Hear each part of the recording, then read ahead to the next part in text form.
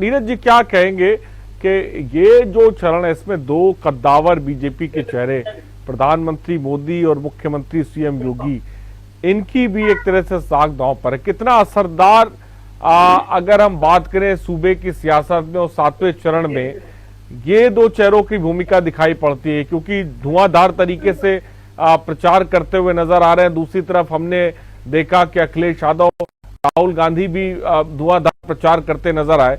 लेकिन इस 7वें चरण में क्या आपको लगता है कि 19 के मुकाबले इस बार में कुछ फर्क आया है?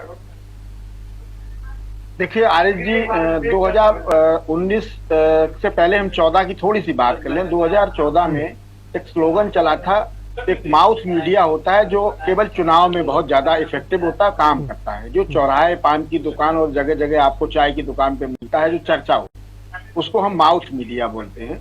वहां पिछली बार 2014 में चर्चा थी, अब की बार मोदी सरकार आ गई। 2019 में क्या चर्चा थी, वो माउथ मीडिया चिल्ला रही थी, अपने आप बात करती है, वो किसी के कहने पे और सुनने पे नहीं काम करती। वो कह रही थी अब की बार 300 पार। इस बार की जो माउथ मीडिया है वो निश्चित रूप से एक नई बात कह रही है, और वो ये कह रही है कि इंडिया गठबंधन चुनाव लड़ना, बस इतनी बात कह रही है और कोई चर्चा नहीं करना चाह रही।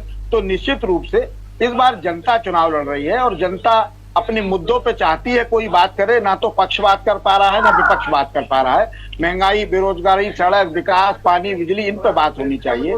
हमारे देश के लिए सबसे दुर्भाग्य की बात है 2024 में चुनाव हो रहा है, और मुझे और आपको भी याद होगा, मुझे लगता है करीब करीब 10 से 12 जगह ऐसी हैं जहां लोगों ने मतदान का बहिष्कार किया है। ये देश की राजनीति के लिए बहुत विडंबना की बात है कि आज भी उनके मुद्दे क्या थे, बिजली, पानी, सड़क, 3 चीजों पे उनका बहिष्कार हुआ।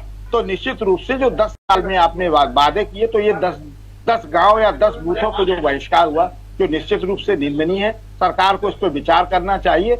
और निश्चित रूप से भारतीय जनता पार्टी में जो आपने बताया, तो योगी जी और मोदी जी की प्रतिष्ठा इस बार आखिरी चरण में दांव पे है, और वो मेहनत भी कर रहे हैं। कई जगह ऐसी भी चीजें हैं जहां योगी जी ने मैनेज किया है और बड़ी मेहनत की है। ये बात भी ठीक है कि पूर्वांचल से माफिया राज समाप्त किया गया है, और बहुत अच्छी बात है कि उत्तर प्रदेश में कानून का व्यवस्था कायम है। जी आरिफ, ठीक है, बहुत बहुत शुक्रिया राघवेंद्र जी हमसे जुड़